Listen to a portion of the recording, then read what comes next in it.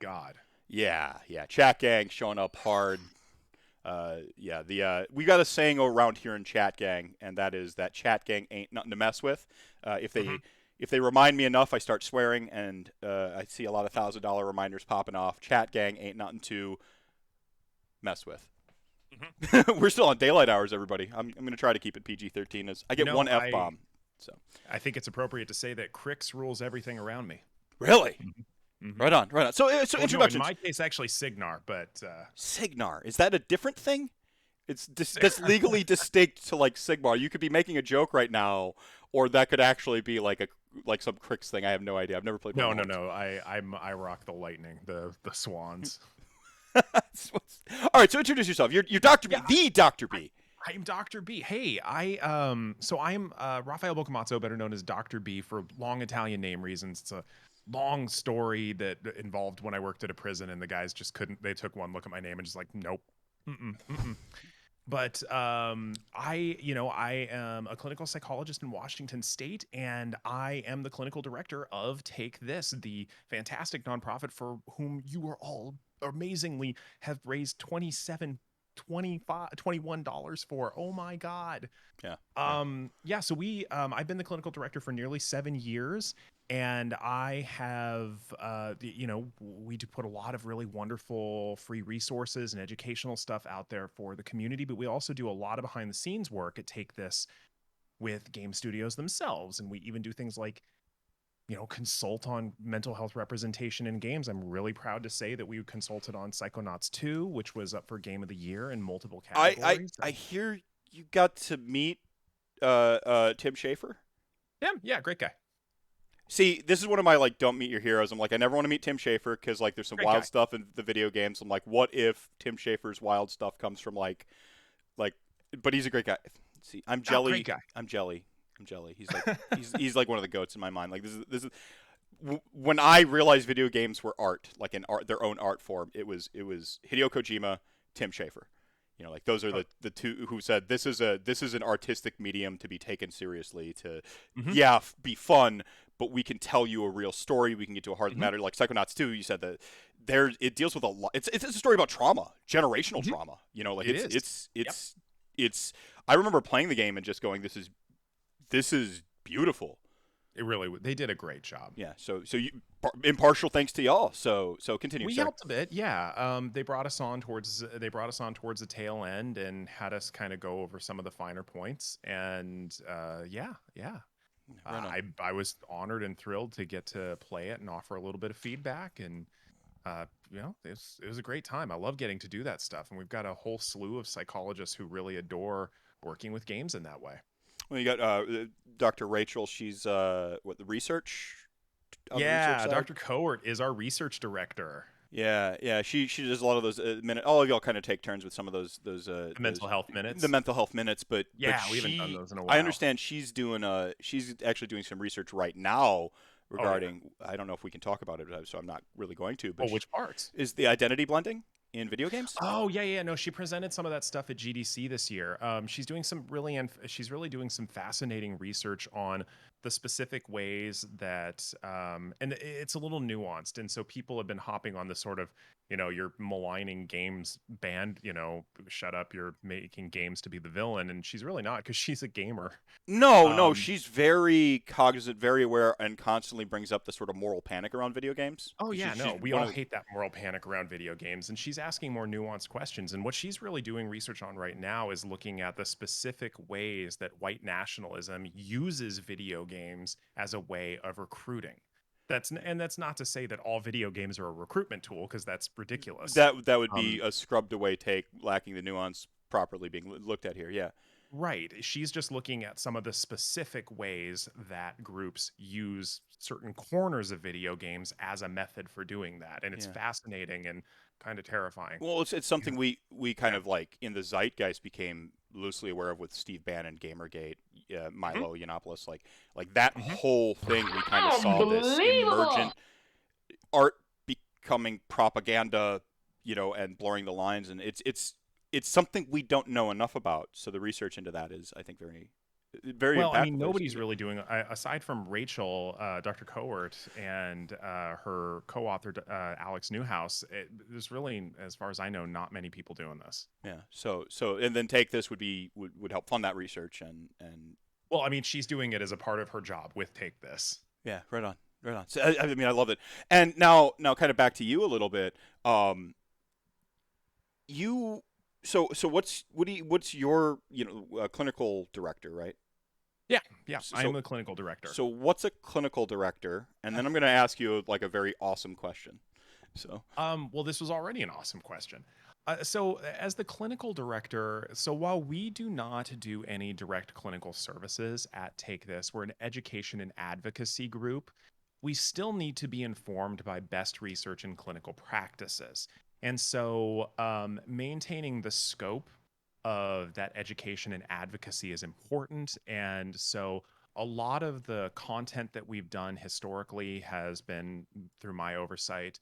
A lot of the workshops we do at game studios, or even panels that we do at various conventions, I'm in charge of a lot of that stuff, mhm. including things like crisis response for community managers, for anybody working with the community, crisis response as a streamer, because people have these parasocial relationships with streamers, and they bring up tough stuff in chats, and people don't know how to deal with that. So we help folks with that. And so I make sure that in whatever we do, that we're adhering to best clinical and ethical practices. Yeah, great. No, it's really important, and this is I mean, the parasocial relationships and like any pop psych term that kind of ends up in colloquial parlance. Mm. It's not in and of itself bad. Like the Nope. read is parasocial equal bad, but Nope. that's It's not. in usage. It's not parasocial is just a statement of the thing, and Yep. it can be used for bad. It can be used for good. For instance, this Very much. parasocial interaction right now, we're raising tons of money for advocacy. We're raising awareness and so on and so forth. Mhm. Right. But the danger side is some of the stuff that Rachel, Dr. Cohort is sort of researching. Mhm. So there's that Mhm. parasocial relationship going the other way. So it's I feel like especially in our community of like content creators, it's something that's like recently come into how we talk about streaming, how we talk about content creation is parasocial relationship, and it often carries this affective negativity, but it Mhm. is not inherently negative. It is just something No. to like you said, like there's a good way of doing it, and you bringing in that like, well, what's the the medical harm, what's the professional, what does that look like, and helping people approach that correctly. Well, it creates a certain dynamic to be navigated, because parasocial relationships have always existed. And let's just define what parasocial relationships are, so people really know what we're talking about. And by the way, I upped my gain, chat. How am I sounding? Any better? Oh, and I blasted you up Hopefully. to 200% too. You should be, Oh, okay. yeah. I No, can. you're good. You're perfect. You're right in the yellow, unless you Okay, yell, cool. and then when you start yelling Um, expletives for those push-ups later, then I'll turn you back down. oh, I mean, oh, I've got to start yelling expletives. Oh well. Okay. Well, you know, I knew I was gonna like you. and that's why I did it. Yeah, fantastic, fantastic. All right, all right, we got you going. Thanks, Jack Egg, for keeping Um, us honest. but parasocial relationships are, historically speaking, one-way relationships we have with the people we admire, where we feel like we know them based on their public presence. And content creation has created a certain nuance. Oh, Ulf Paints. Haven't used Haley 2 in a while. You might be inspiring me. Siege 2 is my boy right now. Um, but the this content creation is interesting in that it creates a 1.5 way relationship with our content creators, because if I think about a traditional celebrity in traditional media, like I love Anna Kendrick. I think she's brilliant. I think she's funny. I think she's glamorous and all of this stuff. I'm in all likelihood I'm never going to interact with Anna Kendrick. Mhm. But when it comes to content creation, we do have a certain degree of interaction with the people we watch. We can chat, we can comment, and sometimes they comment back. Mhm. And that creates a level of intimacy that we don't necessarily have with celebrities in, traditional media. Well, the term parasocial relationship was actually coined back when like the first televisions. It was observed prior to that, but it was coined parasocial relationship when the first televisions. It's an old term. Came into the houses. People were forming these parasocial relationships with the people they saw on, and we are highly social creatures. Humans, we love each other. We look at our other human, like we're just about that. So when this television came in, they're like, okay, this is this type of relationship. They use it to sell you products. You use it to care about their movie. Hey, Audrey Hepburn's like, hey, yeah, she's my favorite person in the world.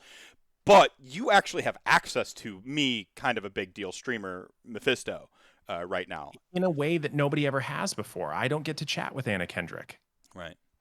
You don't get to talk you may talk at the TV, you may yell at the sports team, but you're never going to directly that one-to-one interface is never really going to happen. And it doesn't really happen. Russell Wilson's never going to yell back. Yeah, right. And it never really Russell Wilson. Oh. I have a bet someone owes me a mini cuz the Packers beat the Seahawks. Of course he's not on the Seahawks anymore, but no, but we still respect for Russell. Fair. So these personal, there's something I've always been sort of cognitively aware of as a content creator, and I started to put it to terms and words within these last several years as my platform grew, as my access and as my reach grew. It's that anyone in my audience now. With Warhammer, it's a little bit different because I do physically go to tournaments, and a lot of people who watch me see, so we do get that more of a one-to-one communication. But when I'm on my stream, it's not. I'm not reading all of chat at all time, and I'm always aware of, even when I go to tournaments, people will always know me a little bit better than I will ever know them. Right. And it's not through any fault of either individuals or many. It's the nature of the platform. Well, do they know you better, or are they more familiar with you? Ooh, that's an interesting. That's a really nuanced question we have to think about when it comes to parasocial relationships, because I might love Lucy, but I don't know Lucy. Ooh, based. No, it's just again. I think it's something that when you make the decision, passively or actively to have a platform, when you're like, I'm going to stream. Some of us started out because it was this. I've streamed for an embarrassingly long amount of time for how kind of small my platform is. But variety streaming is always a harder path to take. Yeah.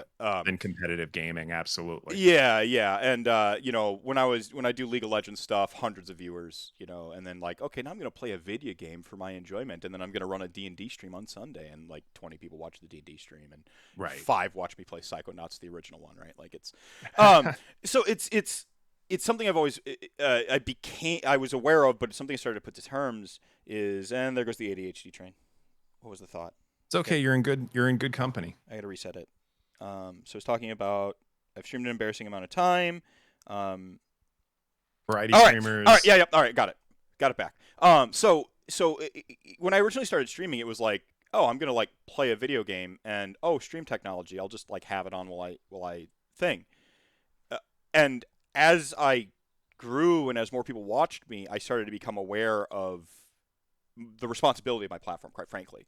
And I think it's something that, some other content creators, I don't think they have. Big content creators, huge ones, some notorious ones, don't come to grips with the responsibility of having a platform. Go ahead. Can I interrupt you? More than I just already have. No. Go ahead. It's Rantcast for a reason. Let's go. You're talking about something that is a bit of a soapbox of mine, because there's a lot of people. Well, let me take a step back further. Content creation, I don't think, has ever been so democratic as it is now. I love it. Point, if I have a phone, I can be a content creator. But the thing is, because it doesn't necessarily follow traditional media business models. You don't have to you don't have to, make your dues or anything like that.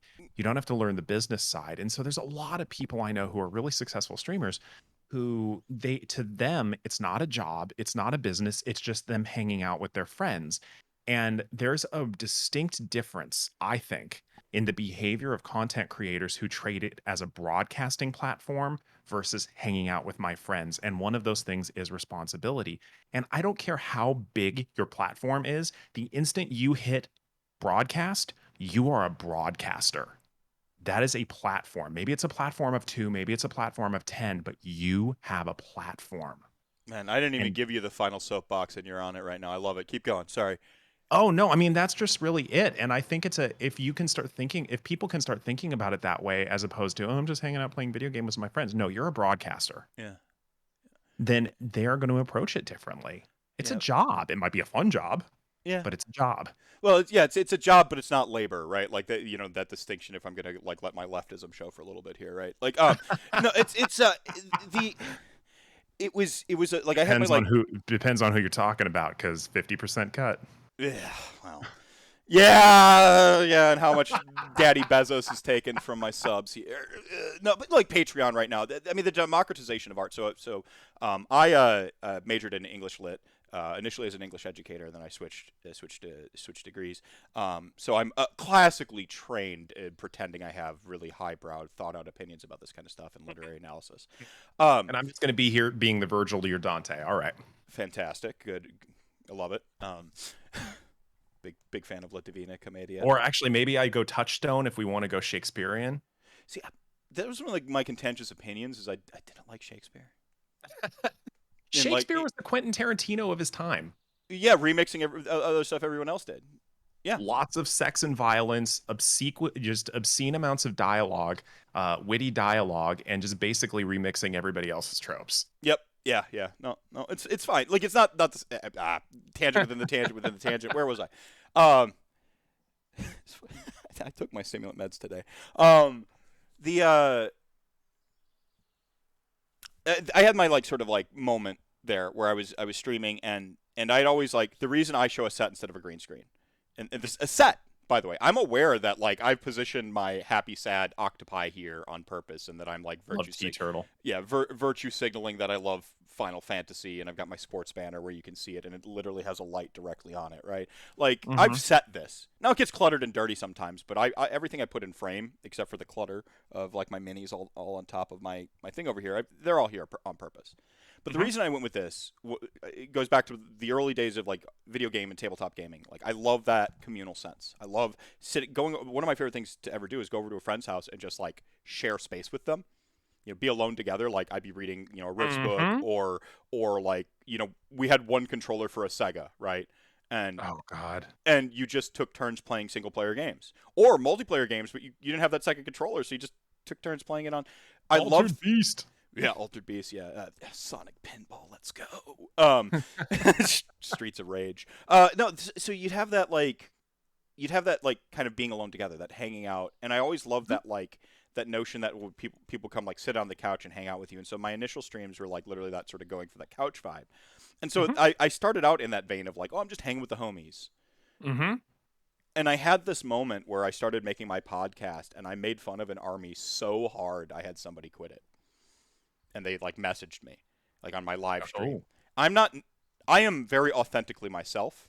There's a paradox of authenticity. It is a commodity this whole thing operates on, is this illusion of being authentic. But like people only want like X amount of authentic. They don't want you to be all the way authentic. If you're an RPG streamer, they don't want you to talk about Warhammer suddenly. If you're a Warhammer streamer, they don't want you like playing a video game. Like, and by they I mean they, not chat gang or your like specific audience, or specific appeal or whatever it is. Damn the man. Yeah, right. Wait, hold on. I'm a 40-something professional. Crap, I can't say that. right. I'm a 40-something cis white male professional. I can't say that. I'm becoming the man. Crap. Yeah. You are the man. We found him, everybody. The one. Yeah. Are you also the machine? So we know who to rage against and who to stick it to. No. No. I hope the rage continues personally. All right. So you're the man that we stick it to, but not the machine we rage against. Got it. All right. I have unless it's a Cylon situation. Yeah, fair. No, you're aware of your implicit biases and barriers, and now you have to correct them. No, so it was this moment of like I had made fun of something so hard. And I am not known for like mincing my words or being less of me, especially on stream. And it is algorithmically impairing me to have comic books with Warhammer models and right. But I made fun of something so hard that like someone quit the army.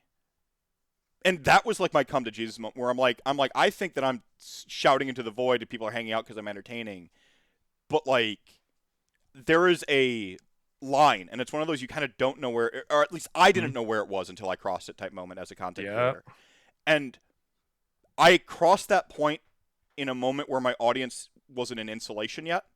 Because that's what once you get a certain size of a content creator, you end up in this feedback loop of your own audience, which is where I think someone like a Joe Rogan, yeah, he's always roughly been like right leaning, but he did cater to a broad spectrum of people until eventually he started catering to a very specific demographic because he kept platforming very specific ideas and alienating other people to push back, and that feedback loop happened, and the audience keeps pushing the button and liking and subscribing, and so you end up in this insular field.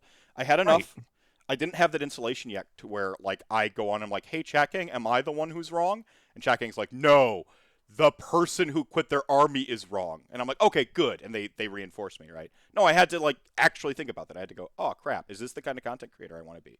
Is this the type of person, when I push broadcast, I want to be? I'm like, if you ask me a good thing bad, I will tell you. But the responsibility of how I say it, how I caveat it, that's what changed. Yeah, there's a big difference between saying not my jam and you're a bad person for liking the thing I don't like. Right. And where you judge, where you blur the lines between talking about thing and talking about people. And no, absolutely. Yeah. Absolutely. Because I mean, we all have different things. Like this is a very mini friendly channel, and you know what? I played 40K for 20 plus years. It's okay to make fun of 40K. I don't really play anymore. Brendan over there laughing. I'm sorry. Donate all the money. We've got a bunch of 40K prizes tonight, everybody. Go ahead. Well, because it just, after 20 years of playing, the expensiveness of it and the dynamics of the game, I just eventually I love the lore. I love the fluff. I think in terms of the lore, nobody's got him beat in terms of depth, with maybe D&D maybe. But the game itself just wasn't my jam. And you know what? For whatever like edition they're on at this point, if you're still a 40K fan, God bless you. Or maybe the Emperor be with you, or whichever army you play. But Omnisaya cometh, or whatever. Like or Death to the False Emperor, or whatever. Yeah, whatever it is. Your insert battle cry here. It's just not the game itself. Not my jam. Okay, cool. Doesn't make you a bad person for playing it. In fact, you enrich our hobbies by being here and giving us that variety. Right. It's not my jam. I say this all the time I'm very much AOS focused. AOS and Blood Bowl are kind of like my two main mini games. Nice. Can we even count Blood Bowl? Blood Bowl is just like Nuffle Unleashed. RN Jesus hates you, like, and then you love it. Like, wait, RN Jesus. Hold on, that's me. Hold on. Oh, there. Yeah. Oh my God, he is RN Jesus. Sorry for taking your dad's name in vain there. Oh no. Sorry. No. Blessed are the teachers, for they make the game better. Yeah. No. One thing I always say, from the AOS perspective, is it's like and this is that line when I make fun of 40K. Not making fun of the 40K fandom, not making and people knowing that it's a joke, I'm including them in because it's more of a statement, of a self-referential statement of like, I don't know anything about 40K these days. I quit playing it a long time ago, so whenever someone asks about 40K, I'm like, oh, what's 40K? Emperor? And just my eyes gloss over, and that's the joke, and I include people in on the joke, so they know that it's not a judgment or a value statement about 40K.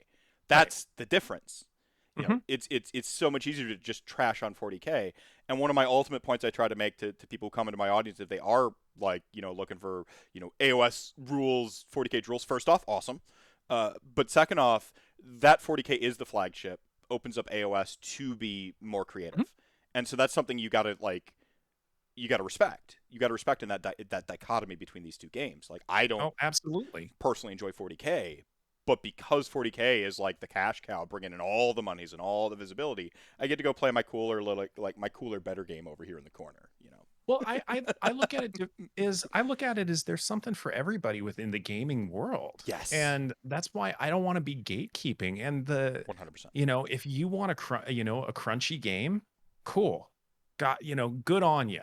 If you want to spend half the game looking up numbers and formula and all of that, then cool. All right. I jumped over to War Machine and Hordes because it was quicker paced and I needed fewer models to get involved, and also the rules were free. See, you ruined a I Love Lucy callback I was about to do, because I was about to be like, "Yo, Doctor B, you got some splaining to do, because isn't Warmahordes more crunchy? You've got chess clocks Um, and stuff over there." I don't. I think okay. But then I feel like you explained it anyway, so then you ruined my No, go on. Sorry. Yeah, but I also if you're a casual gamer, nah. But if you get into the tournament level stuff where they're really analyzing some of the theory behind it and some of the synergies, but my friends and I are pretty casual players because we don't have the time to play every day. That's fair. That's fair. Yeah. No, I mean that's a crux of all war games. I think is it's Yeah. the time sink of them all. So yeah, again, everyone, this is we're talking with Dr. B from Take This, clinical director. If you donate $5 right now, you're entered to win an entire Crix army, so you too can enjoy Warmahordes. Oh my god, I love Crix was actually the second army in Warmahordes I played, and I adored Crix. I like them on an aesthetic level. I look at them, oh sweet, undead robots, and I'm like, I'm a buyer. Like, Well, not just undead robots. I mean, you've just got straight up undead. You've got pirate undead. wait, there's like other undead in Crix? Yeah. Why have you not told me this? Sorry. Yeah. Sorry. There's like the pirates. There are just the undead raised up lichy stuff. Bound in Um, hell. no, they got they're like Walt Whitman. They contain multitudes. Oh, we all contain multitudes, but based. Yeah. No. So now the cool question. We went down that one for a little What's bit. that? I heard you've actually done some applied studies with tabletop gaming. It might have been specifically Dungeons and Dragons. I have not done any direct studies, but what I do is I train Okay. clinicians Okay. on the use of Dungeons and Dragons and other applied gaming in clinical and learning settings. Yeah, I've run some APA approved trainings on that. I mean, that kind of blows my mind. I'd heard of a study regarding like autism, and it was specifically Dungeons and Dragons, and Mhm. helping with like some socialization issues and folks for on the autism spectrum. And as someone who is neurodivergent, ADHD, if you hadn't picked up on it, the show's called Rantcast. It's I've become sort of hyper aware of it in this sort of most recent leg of my journey, and on how many people who are neurodivergent gravitate towards games. Mhm. And even if you'd asked me before I was aware of my ADHD diagnosis, I would have told you in so many words. I gravitated to games as a way of therapy, quite frankly. I wasn't using that language, but it's the escapism was necessary, the exploring my feelings through Mhm. safe avatars, essentially. Yes. In my case, as a GM or an ST, tending to have like Mhm. various villains and characters Mhm. that I could explore again in like more of a safe space. It makes sense to me. Mhm. But Well, there's something actually there. well, there can be, and I want to be Okay, clear on okay, okay, something. okay. This is important. There's a difference between therapy and therapeutic. Right. So a lot of people find a lot of different things therapeutic, Gotcha. and that's an incidental thing. Some people I personally find cooking incredibly therapeutic because I'm both ADHD and autistic. And I love the opportunity to kind of do something creative at my own pace. Congratulations on both superpowers. No, Oh, no. Oh, okay. I have a bit of a beef with that narrative. Really? Okay. Yeah, because oftentimes that superpower narrative is pushed by people who do not have ADHD or who Really? are not autistic as a way of sort of sugarcoating the disability. And Interesting. frankly, I shouldn't have to be exceptional to be valid. Fair. No. I should just because I have a disability doesn't mean I need to be exceptional. Can I still call my ADHD a Yeah, superpower? if you listen, if that's the nuanced difference. If you find it empowering to do it Yeah. and you self-identify with that, go you.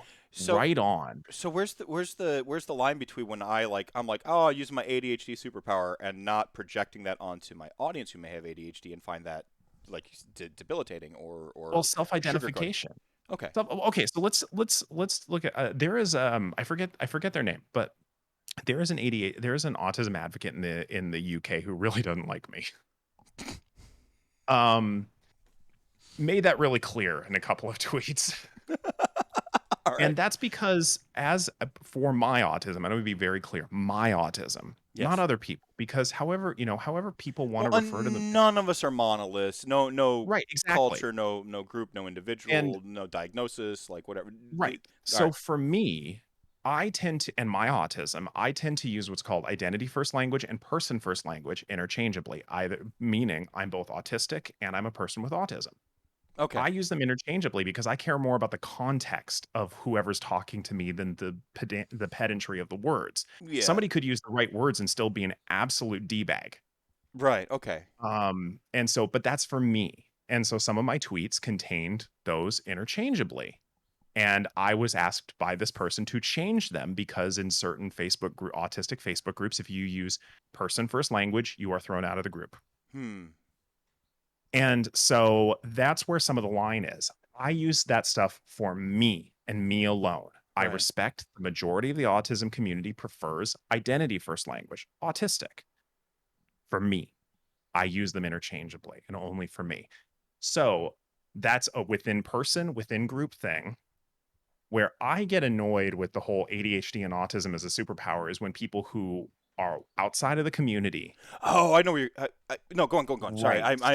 I just connected the dots internally. Continue. Yeah, it's well, aren't you It's lucky you it's just the got that Rain superpower Man right there? And thing I'm like, or uh-huh. whatever, where you're like, oh, yeah, no, Yeah, it's great, not like thanks. that. Yeah, okay, no, I got it. Okay. Aren't we all just a little ADHD? I'm like, no, we are not. No, Thanks. no, you can have things that could be like they seem like symptoms of ADHD, but you do not have ADHD. Right. You know, everyone can hyperfixate. Everyone can get distracted or forget where they put something. It Right. is in our inability to like not do that stuff that, It is an actual disability. that we are neurodivergent. And this comes into the idea between like individual health and communal health too. Like this is, you know, we've set the standards of society at this is the bar, Right. right? Instead of seeing the world through, I was just talking about like because my son was diagnosed too because strong hereditary component to Mhm. ADHD. Oh We're yeah. watching our daughter to see if she's showing some symptoms. We don't want to project, and you know, we want to let her grow up, and we don't want to start simulation medication on them too young. And so, you know, we're cognizant. We're listening to doctors. We're doing what we can, right? But it's my son goes to a different type of school. It's called project based learning, where it's kind of like the Oh evolution. yes.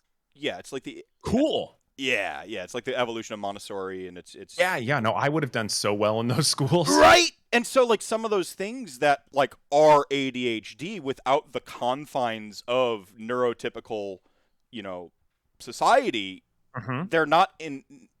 It's not that they're like not inhibiting because you always have ADHD, those things that happen, but it's like building a world where there are ramps up to doors rather than Hmm. stairs. Right. So like that bar lets more people through and live a more, you know, I don't even like there's even like baggage with neurotypical versus neurodiverse as terminology, but it's Well, I like mean, the term neurotypical was coined by Judy Singer in 1998, and she was referring to a broad, basically any the the entire diversity of neurocognitive presentations, and some people started using it to largely indicate diagnoses that were neurodevelopmental and present from birth, and now some people are using it to for all mental health diagnoses, and I, it. yeah, I think we're kind of evolving the parlance. Like I talk about how guys like pop psych terms come into like the common parlance, and we have these like, you know, what baggage do we keep? What do we Right. change? Like, you know, even ADHD is like, it's one of the oldest diagnoses to show up in tomes, is my understanding of it. You're of course the expert, not me. And Well, actually, hold on. go ahead. I'm going to ask the expert really quickly. Google, Dr. Google, is it? No, Jessica McCabe, How to ADHD. Oh yeah, I've watched her videos. They were very, very helpful in my journey. Like legit. Oh, good. No, like legit. Her and Connor DeWolf on TikTok were Oh, two. Connor's good too. No, I live with Jessica. Really? Yeah, That's funny. I bet. Jessica's my significant other. Oh, small world. Oh, tell her Yeah, seriously. Thank you. Like my partner is she's probably down the hall right now. neurotypical, quote unquote. Um, but no, she's like, you just called me basic, didn't you, Andrew? I'm like, no, I would never call you basic. Like my partner's been Well, amazing with my it's diagnosis. actually funny. Jessica and I joke that if we were to ever have a neurotypical kid, neither one of us would know what to do. Yeah. Well, no, she's had to like Jessica's become like my ADHD translator for my partner. Like I share the videos. I'm like, this is what's going on here. I'm like, and sometimes like Connor DeWolf's got a video where someone will tell me to like, why don't you just like write everything down and have a bunch of planners? And then like Connor DeWolf is like, gee, never thought of that. And he holds up just a stack of all these planners he loses and never uses. And that's me. Like, yeah, oh yeah, never thought about like keeping a better schedule. Like, never thought about that before. Thanks everybody. Like, yeah, like just write down more stuff. And I've got post-it. Yeah, go ahead. Sorry. No, let's plan to plan. The thing we can't do in the first place. Yeah, the thing that we're inhibited from. Oh, awesome. All right, cool. And then I forget where the notebook is. You find it 10 months later. Right. It was in my hand. I set it down, and then it teleported somewhere. I have no idea what you're talking about. Like, why is it in the freezer? I wish I was joking about that. I know you're not. I said this was just yesterday. I was talking to Molly, and she's like, you remember the other day when you're like, at least it wasn't in the fridge this time? It was like car keys or something. I'm like, uh-huh. And she's like, okay. Yep. Done that. We've been looking for my cell phone charger for a month now. And I'm like, well, have we checked the fridge? Oh my god. But no, so props to your partner. Really, she helped me on my journey. Her videos were helping me when I was like, I might have ADHD, and there's a lot of people who make the lazy like, oh, you're a little bit ADHD, or top 10 ways you might be ADHD. Like, they make that kind of content, and that's not useful because that's the self-diagnosis danger zone of you go on the on Google Doctor. And you're like, I have diphtheria, cancer, and like this extinct plague because I looked at the internet. So she's really useful. So really helpful. I have dermatological skeletal inversion. Why? How do you know that? I had a cough. I don't know. I feel fidgety, and I think my skeleton's trying to break out of my skin. Look, first as a lich, as an internet lich, awesome. Release your skeleton, but at an appropriate time for you. Death can wait. We recycle. So check Smeth's fridge. Don't check my fridge. Oh my god. Okay, so I asked Jessica, when was ADHD officially named in the DSM, and she came back at me with which version of it. Let's see. My understanding is that the sort of diagnosis has existed a while, but they're now lamenting the fact that they used deficiency in it instead of like dysregulation or. Go ahead. Yeah, I mean, there's pushback on the name within the community because it is a terrible name. As you're aware, it's not a lack of attention. It's difficulties with regulation. Because other people, the normies, have this amazing ability to like selectively focus their attention and also ignore things, which shocks me. But I thought I was normal the whole time. What do you mean you don't have a song playing in your head from morning to night? That's not. Actually, the way I talk about my autism is with the sensory overload. One of the metaphors I've used is, imagine yourself listening to Revolution 9 on repeat incessantly. If those of you who don't know what Revolution 9 is, first of all, listen to yourself some Beatles, all right? But second of all, just go look it up, okay? It's the White Album, 1968. It's brilliant. And but Revolution 9 on repeat, and you can't control the volume. You can't turn it off. I still have the Slap Chop song stuck in my head. Thanks, Vince. The Slap Chop song? This is old internet. You'd have to have been there 3,000 years ago when the magics were, forged and whatnot. So Vince. Oh, you mean like Trogdor days? Yeah, Trogdor, Burninator, Burninate in the countryside. I might get a new song stuck in my head, but I can't control it. No, it's hey, this is Vince with Slap Chop. I used to do all the infomercials. Someone made a techno remix of that, and it's like, hey, this is Vince with Slap Chop. That Vince, that Slap Chop, yes. Yeah, so slap chop is a colloquial way they refer to an easy method of painting minis. I'll slap chop this because it's oh my huge. God. And I hate that terminology because every time somebody says it, the song gets stuck in my head anew, and it's been stuck in my head now for 3 hours. Thanks, Vince, wherever he is. So it's just, but I wake up every day with the song stuck in my head, and I talked about this last block where, as I was starting my journey, and like it went through the progression for me was like the memes, and I know internet, but it was like what is it? It's always like say you have ADHD without saying you have ADHD is one of the formats, or love because they are good for you. I'm sorry, what was that? And you peeked out. Quiznos subs, the weird hamster things. Oh gosh, yeah. No, so it was. You remember? I try not to, but now it's in there. Nightmare fuel.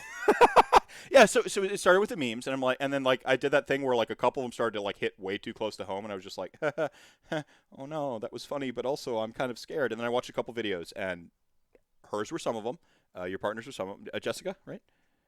See, she's just like how to ADHD lady to me. Oh yeah, no, how to, and she okay. So what she said, by the way, 1980. Yeah, of course, the DSM-3. Okay, ADHD with or without ADD with or without hyperactivity was introduced, but it was mentioned by different names in medical literature back in the late 1700s. Yeah, so it's one of the earlier observed disorder. I don't know what we're calling. I don't know the proper vernacular. Yeah, I go with neurodevelopmental diagnoses. That's such a mouthful, isn't? Can I just say something else? No, I have to justify my student loans. Fair. All right. Touche. I'm not gonna ADHD, dude. I'm not gonna remember that in like a little bit unless I write it down as a note and then it's in my head forever. Neurodevelopmental diagnoses. No, still not there. We'll see. Okay. Neurodevelopmental diagnoses. Mm-hmm. All right. There you go. All right. So this is why I take physical notes while doing these shows. By the way, everyone. You too. I have to, or I just go off script forever. Like, what about your show notes? And I'm like, yeah, my brain doesn't work that way. It's not a linear process. It just doesn't. Every thought I have comes with bonus content. Okay. It's just you get the on disc DLC for free, baby. Like, let's go. Have you ever as another tangent, do you know Dani Donovan's ADHD comics? They sound familiar. Look it up. They've been shared. They've been memed to hell without crediting her, and they should credit her. But Dani Donovan, Dani, she does amazing stuff. And the one about how most people tell stories, beginning, end. Oh yeah, I've seen this. I've seen this one. Yep. Yeah, I've seen this one.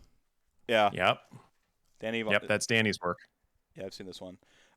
Yeah, the show was called Rantcast. How did we miss this, chat gang, for just years until last year? Yeah, so started with the memes, and then I started to get that like cold sweat as I read them, and then I started watching how to ADHD videos. I started watching Thought Slime, leftist YouTuber. They had a video that was like psych. It's about ADHD was like the premise. They do a thing where they're like, you know what? I don't feel like making this video today. I'm just gonna go skateboarding. And then like the whole first half of the video where they forget their water bottle and do all this stuff becomes ways of identity. Doggo's going off. Someone rang the doorbell. They're here, everybody. And then like the whole first half was like, hey, and then so I started watching these videos and I'm like, uh-oh. Well, I'm a smart individual. I know not to just go off of memes and videos, top 10 lists and so on and so forth. It's a quality of information. It's that stuff. And being able to filter it properly. But we got to a point where these, I wasn't just like a symptom. I was all of them all the time. Mm-hmm. It wasn't just describing a symptom. It was describing my experiences every day, all the time. Barriers in my life where I would be like, I don't have ADHD. If I had ADHD, certainly I would have known it back in school. And then like I didn't have problems in school, except for this time and this time and this time. And then when I got to college, it was really bad because I couldn't just wing it through everything anymore. And just like that whole thing. And I'm like, well, I need to talk to a professional about this. Yeah, and the thing, and it's funny, Jessica and I were just talking about this last night. I, like a lot of folks, the way we're taught about ADHD, it's not considered that serious. And that really does a disservice to the level of impairment that it can cause. Like I I think about the difference of when I started being on medication versus before that. And the medication that they put me on allowed me to not only regulate my attention better, but regulate my emotions. And that's something that people don't necessarily know about ADHD is that the same regulatory capabilities that help us direct our attention and selectively ignore things are also involved with emotional regulation. And so when you combine that with my autism, when I'm on my meds, I don't have meltdowns. Um, it's an incredible difference. And I don't exactly remember why I started down this road. Oh, what people don't know. Um, Two ADHD individuals yeah, just no, having it's it. it's Yeah, it's great. fantastic. I love it. Also, it's hot in here. My with air conditioning, I have it down to 84 degrees in my office. It's toasty in here Um, too. We were supposed to turn the air on, but that never happened. So I have windows open and I've been slamming water like it's going out of style.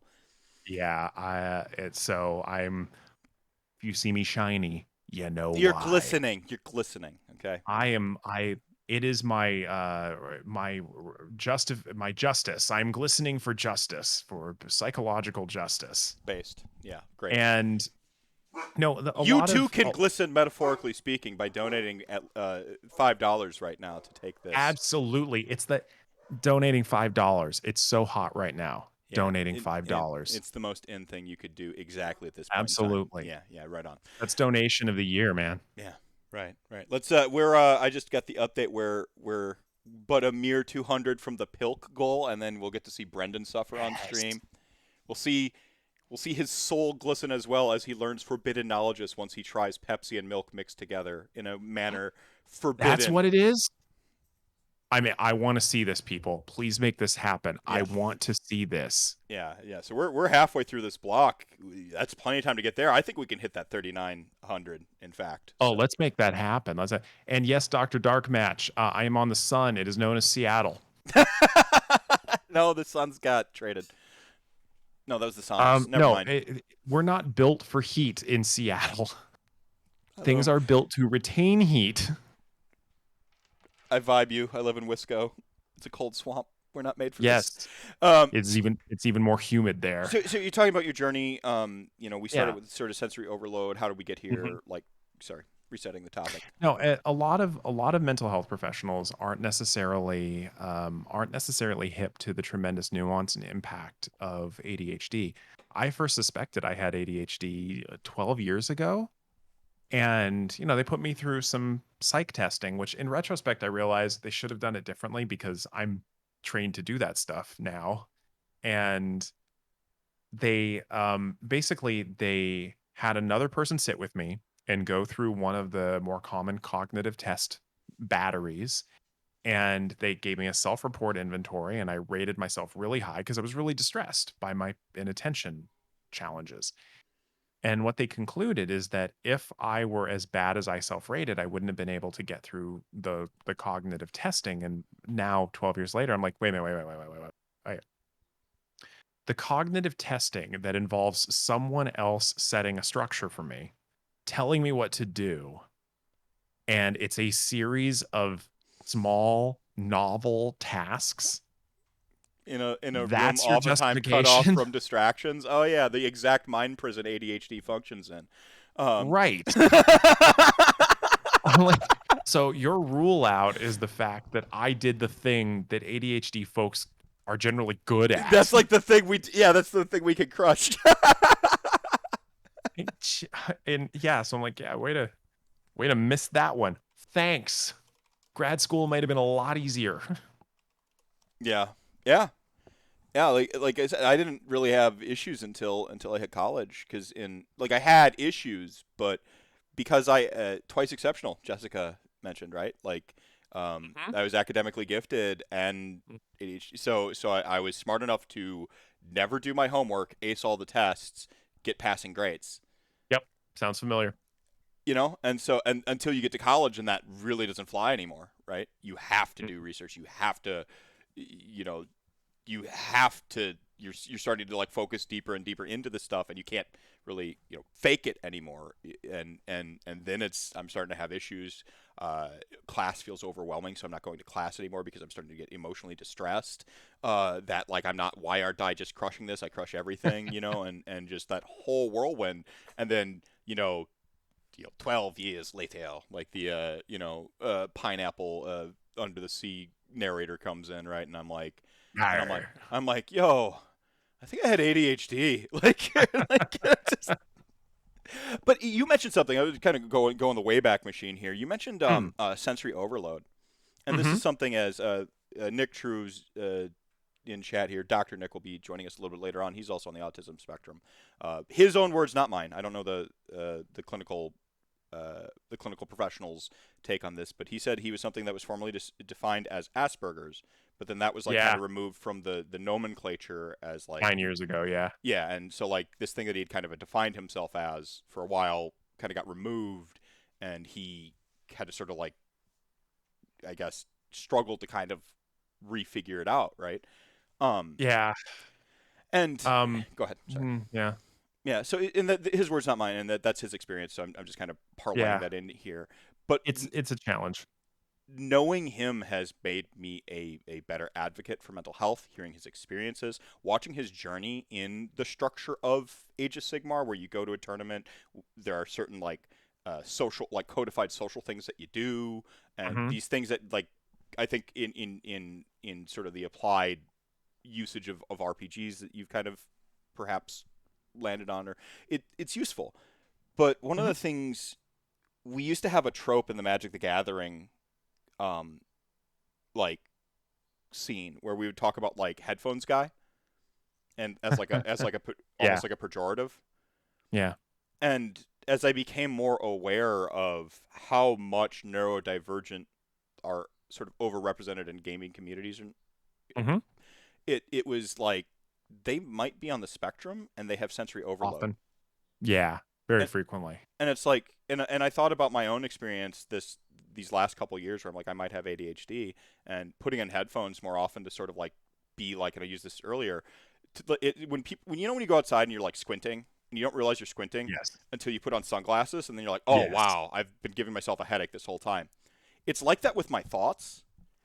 And then and then I put in headphones, and it was like putting on sunglasses for my thoughts, and oh gosh, I didn't realize I was squinting, metaphorically speaking, the whole time inside my own, that's been super useful. And when I started to think about that's just from my perspective, what other perspectives are out there, what other experiences are out there, I'm you know what, I'm gonna retire making fun of headphones guy in our community, because sensory overload is a very real issue. And this is a place, gaming, why I love video games, why I love tabletop, why I love Warhammer, this is a place where we really can be the most inclusive of virtually anything. The conversations I don't even care to get into about sports and yada yada yada, and structural issues and hierarchies.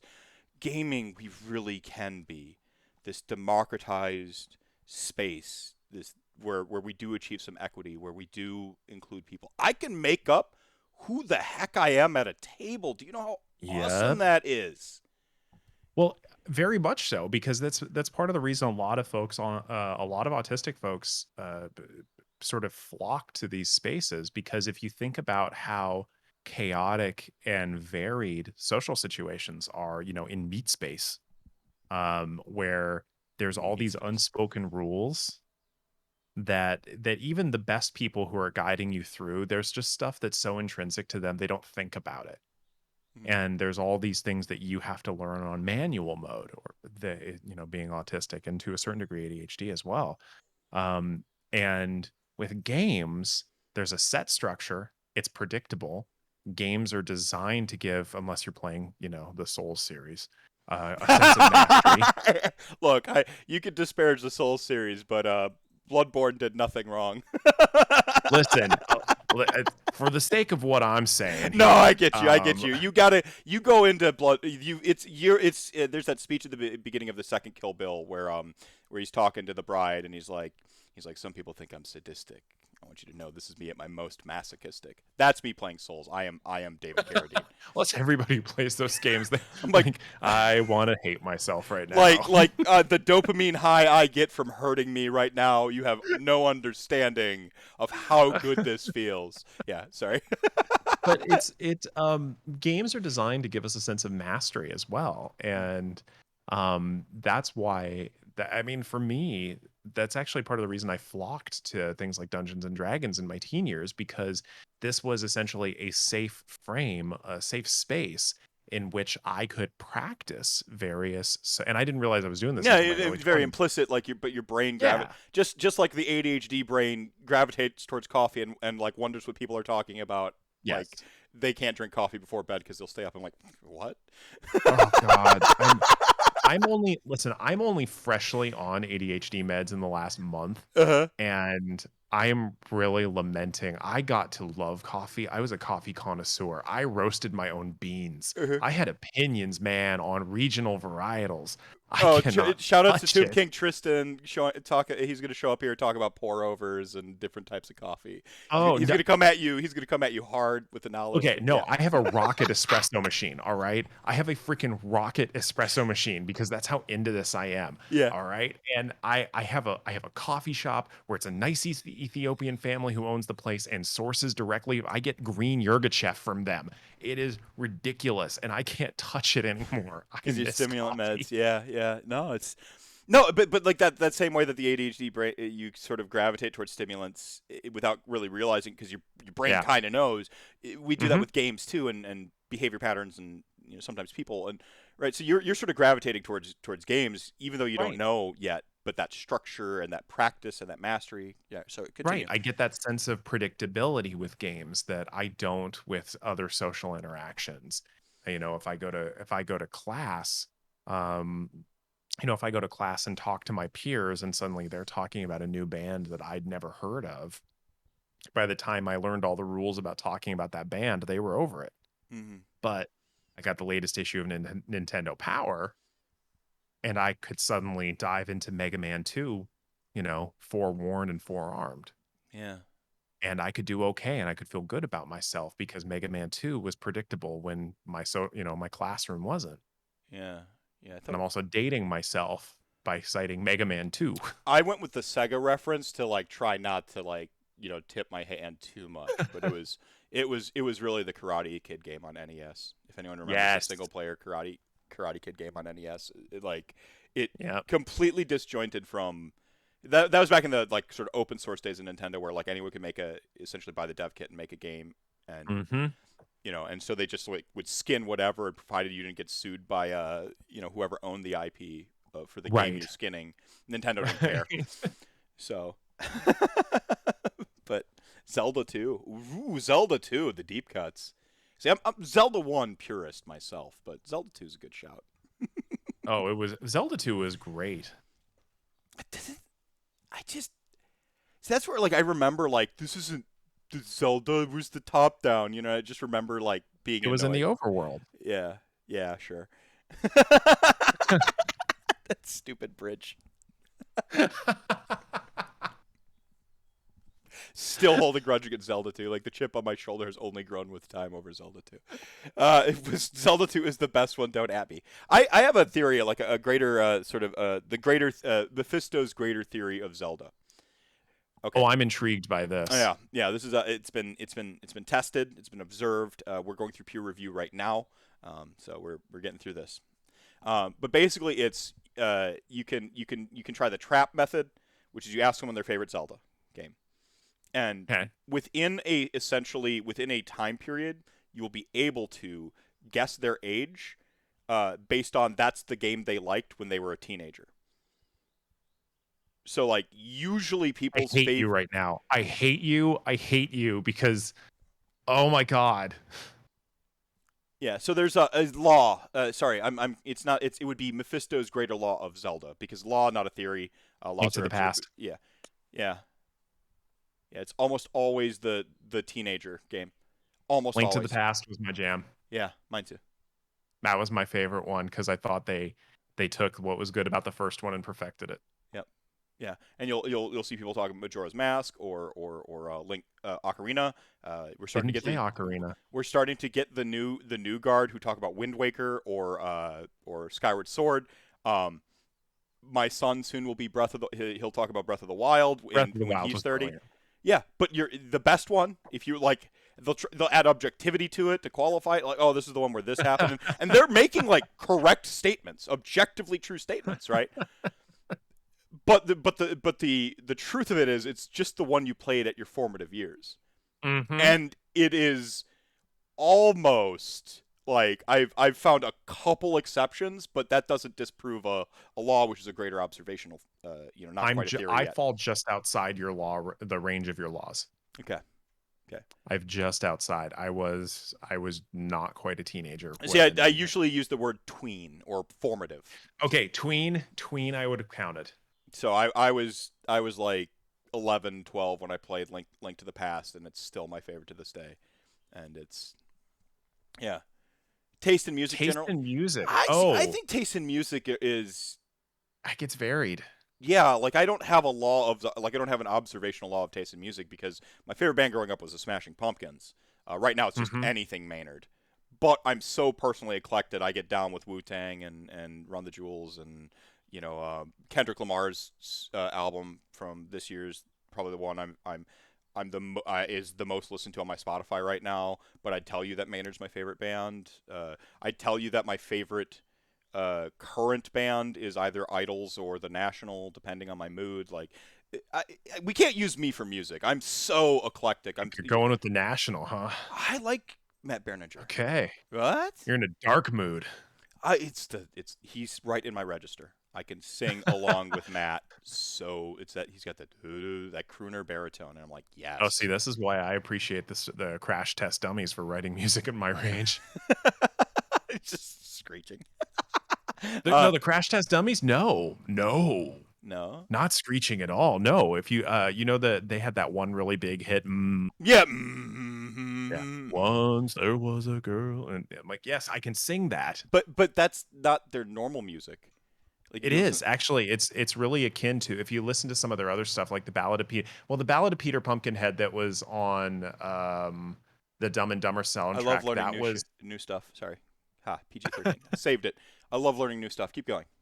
No, that was their. They had one female member of the band, and she was taking up lead vocals on that. But a lot of their other stuff was really akin to that slow burn, but maybe a little bit more upbeat. I liked Afternoons and Coffee Spoons on that same album. That was God Shuffled His Feet, which was another good song.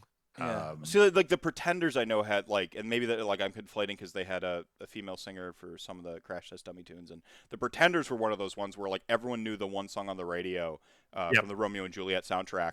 That movie, by the way, dope. Still checks out. John Leguizamo is the shiznit. John Leguizamo is always amazing. Yes, in Spawn 2, he's in the bubble, like the Mephisto. I haven't busted out the Mephisto bubble in a while. Here it's around John Leguizamo. For those of you checking, you know that the bubble is a protective spell I cast around things, subjects, topics. John Leguizamo goes in the bubble, goes up here. You can see it right there on that corner of the screen. That's where I hide the bubble. John Leguizamo's in the bubble. Anything I make fun of that John Leguizamo happens to be a part of or in, John Leguizamo is protected. I can make fun of Spawn, but John Leguizamo was fantastic as a clown. Amen to that. And the OST was still probably like one of my top 10 favorites. It's like Lost Highways. I get it. OST. I get it. Yeah, we're right here. No. Kristen Bell, same thing. Name something she was bad in. You can name a bad movie maybe, but name something she was bad in. Legit, I accept. Yeah, Kristen Bell in the bubble too. Boom. She right up there next to John Leguizamo. Oh, he acted that on his knees like the whole time basically. Like the scenes where he's next to Michael Jai White. Also, I'll give him half a bubble because he's very much in the camp vein of, so he knew what he was doing, but like Leguizamo gave everything. And then let's talk Romeo and Juliet. Yeah. I mean, as Tybalt? The Tybalt monologue. Oh my God. Yeah. Yeah. Oh yeah. Yeah. Where we're geeking out hard over John Leguizamo. Yeah. Welcome to Rantcast, everyone. I promise this is about mental health. Hey, we don't mention the pest, all right? Because I laughed at the time and I refused to revisit it that I could keep them in the bubble. I will not rewatch that because I want to retain good memories of it. Yeah, no, I remember watching. I rented it on VHS from a grocery store because that was the thing you could do. Ditto. The IGA. Yep. So I rented it. I watched The Pest. Loved it. It was in like the like 2-cent Tuesday bin. Don't care. It was great. I think I rented it with Night at the Roxbury or something. Like, yes. And you got what you paid for. No regrets. Like, I'll tattoo it on my neck like the meme or the GIF.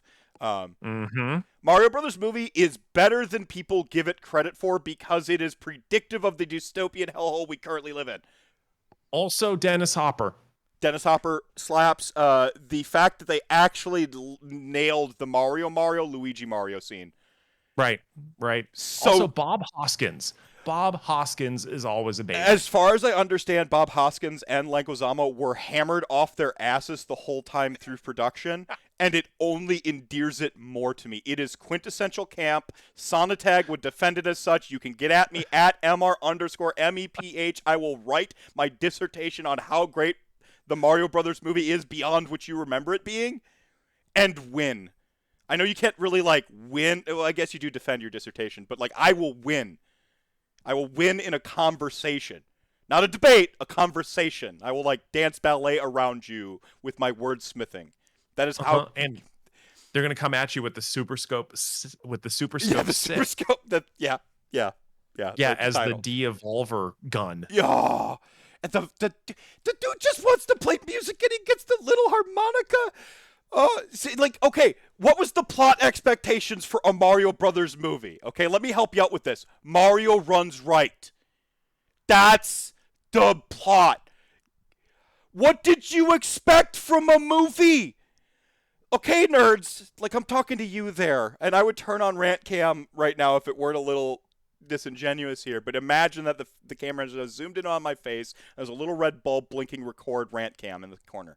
Like, what, nerds, your stuff isn't sacrosanct. It's okay for media to experiment as it, like, takes base premises and other people get their hands on it, and they, you know, like, maybe the only thing they wanted to do was shoot the one scene where they're getting arrested and the Mario Luigi Mario.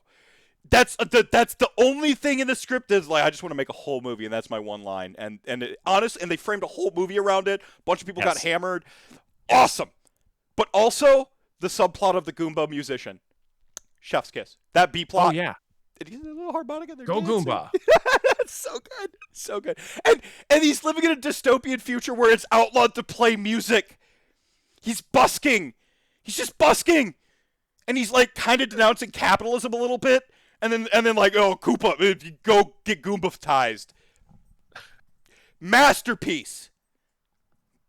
Oh, I loved it so much. I loved it so freaking much. Oh, unironically, I like it. Like, I don't even feel bad. You might question my taste here going forward. No. There are numerous movies that I unironically love.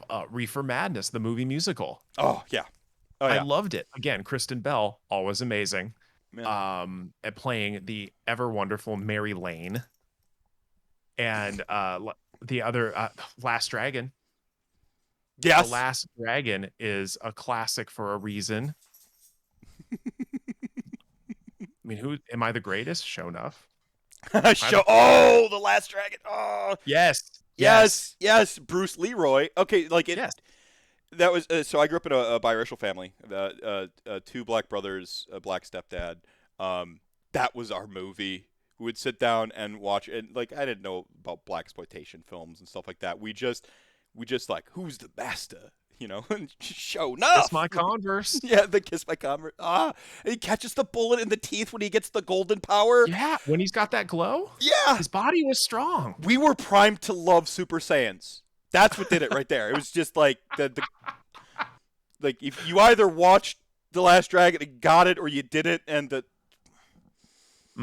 that scene where Sho'nuff first shows up. Oh, yeah. Is He's got the eyes.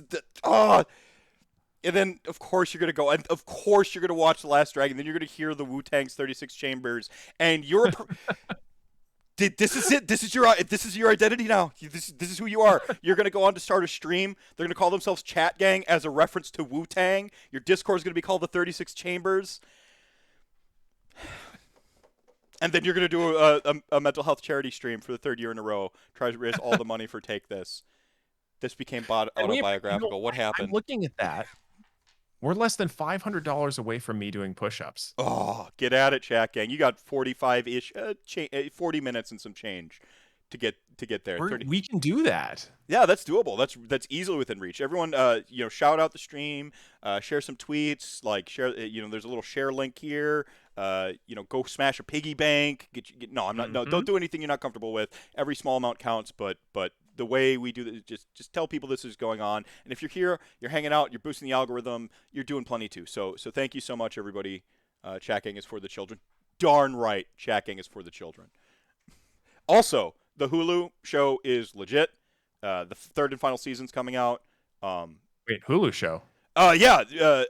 Wu-Tang, an American. Wait, there's a show? Oh, RZA co-produced it with his brother. Oh my God! Did the music. The guy they got to play Method Man is stellar. The dude from who did Miles Morales' voices in it. Oh, nice. Is he Jizza maybe? It takes you 2 seasons to finally hear Lion Style or Tiger Style. Sorry, takes you because everyone knows where the story ends. And so it's just this character piece the whole time. Okay, they become Wu-Tang Clan. But it's the crack epidemic they grew up in. It's Staten Island establishing itself. Okay. It's so good. It is okay. It is chef's kiss 10 out of 10. But my bias, I'm a fan, so maybe my fandom, but there's a scene in there where Ghostface is watching Shaolin versus Wu-Tang or any of the old VHSs they used to kind of trade around, right? We did anime, right? Half a generation later, trading around our anime VHS tapes, or one generation yet after that, trading around CDR burns of Divx anime or Max Payne cracked on a disc, and you don't know it's piracy yet because you have no idea, and Napster hasn't fought their lawsuit yet with Metallica Lars. ADHD. And now I'm singing ADHD to the tune of Under the Sea as that rant just goes off the rails. Somewhere all the meds is happy.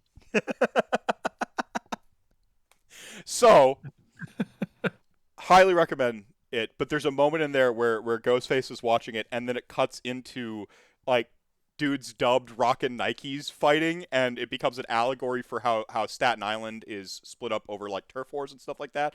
And then he's like, wait a minute, so the Shaolin and the Wu-Tang get together to fight the big bad, and that's how, and then that's where he has his come to Jesus moment of joining the Wu-Tang. Spoiler, sorry. Look, everyone knows where the story goes, but it's the character piece, it's the journey. It takes them 2 seasons before they finally get up there. Wu-Tang. The way they handle RZA's sort of failure in a single episode at the beginning of season 2, I think it was, as Rakim. You're on a roller coaster. Sorry. Okay. All right. I'm done. I love the enthusiasm for this. I absolutely love this. Sorry. That's my thing. Is it's the passion. I used to be a little bit of a edgier, judgmental, sort of elitist gamer sort. Okay. I'm reformed. But at some point in time I had this eureka moment where I would hear somebody talk about something I didn't know about, but I would hear their enthusiasm, their passion, their love for it. And I would go, why? You're the same. You switch out this vernacular. I could be doing the Peanuts, teacher voice right now. But it's the passion and the empathy. Somebody talking about Age of Sigmar and Lumineth Realm Lords, and they're just speaking in jargon and right, and you have no idea what the heck they're talking about. and someone does it with Dungeons and Dragons, or coffee a little bit earlier to me. I'm like, I drink coffee from a thermos. My favorite is from the gas station. I have no idea what a rocket espresso machine is. I assume it's impressive because your enthusiasm was it's like super big deal. Hand built in Milan. See, I like his tone said hand built in Milan. I didn't need like I understood the gravity of this rocket machine. Of course, my flights of fancy kicked in. I'm like, is it like the one they put on a rocket? And I just like allowed that to steep a little. Yeah, I recognized it was like the passion. You know, seeing someone as passionate about a video game as I was D&D, or passionate about a video game that wasn't my jam. You know, one of the hard ones is like I don't like Call of Duty. But when we went down to North Carolina and I met back up with my brothers and stuff, they were like huge Call of Duty stands, and I'm like, huh? You know, like okay. I thought I taught you better, you know. You know, and I remember, and I just remember them sitting around having fun, and I just like got jettisoned back in time because I'm the oldest sibling. I got jettisoned back in time to like our LAN parties and like Citizen Cabo and stuff like that. And I'm like, they're doing the same thing. They're just, this is what they knew. And yeah. And there's a point where like, yeah, I don't like stuff people don't like. I love the Happy Gilmore part where he's swearing at the ball, and I think there's a righteous indignation affect of going on a good fiery rant like I did with Mario Brothers a little bit earlier. That's fun. It's in good fun. Everyone was included on the joke. I was a little bit self-deprecating to flag that it was a joke, right? Like, but like at some point going like, okay, I can make fun of Call of Duty, but I don't want to make fun of, just to tie it all back to one of the very, very beginning routes, but I don't want to make fun of Call of Duty fans. Because to me what matters is people's passion for the thing. Right. It's their love of the thing. And when I see that, we are all speaking the same language. You know, that. Yeah, no, absolutely. So, yeah, go to your home. Dr. Darkmatch knows what's up. Don't you know that's your home? Yeah, oh, he just loses it and then he fights Bob Barker. I mean, that terrible. If my film student homies show up, and I had 2 film classes, so I'm an expert. One of them I went to, the other one I didn't. We could just tear this movie down. Just tear it down. But like, it had a scene where he fist fights Bob Barker. It was great.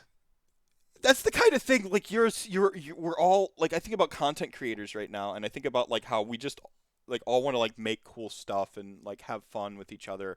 And like, imagine you do a student film and you're actually able to land Bob Barker to just fist fight your main character, right? Oh my God, it's so amazing.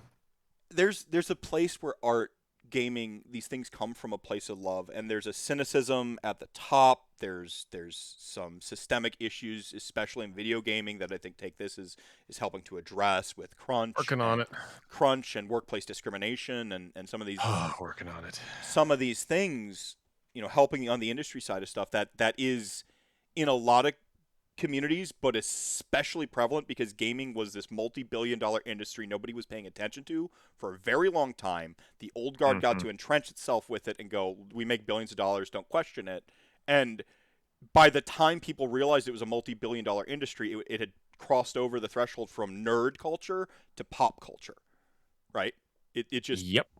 World of Warcraft, Call of Duty, Modern Warfare 2, right? Like, those are the two... That era is where this is no longer just for the nerds. This is everybody. And people would go back even further than that. The golden age of arcades, like everybody was in arcades back in the day. And so it's always been there. It's always been the DNA. But to, again, the multi-billion-dollar hey moment of it. And I derailed again. I'm going to point out that that Bob Barker scene was MTV Award nominated. Okay, that was VMA Award nominated. Off the top rope with the trivia, like for best fight scene. I think you have like Rumble in the Bronx around that time with Jackie Chan doing his own stunts where he sprained his ankle and had to wear a rubber boot that came over the cast to look like his sneakers where he did the jump. And they're like, nah, Happy Gilmore fighting Bob Barker. You know what? I respect the hustle. Yeah. Well, I mean, in fairness, Bob Barker was like 80 at the time, like 75 at the time. Oh, that scene where he's just like, and he's just like hitting him like, no. He's like, no, I'm just getting warmed up, and he stands up, adjusts his jaw, and he starts just. Yeah. Oh my God, no! I just looked that up to quickly. Bob Barker turns 100 next year. Huh? Is he still? Oh yeah. And he came for Betty White. Oh no, he turns 100 at the end of next year. Well, keep going, dude. Let's go, Bob. Yes. Spay and neuter your pets. Nice. Wait, that's a different. Sorry, that's a different charity. Hey, Brendan, you wanna hop in here? Cool.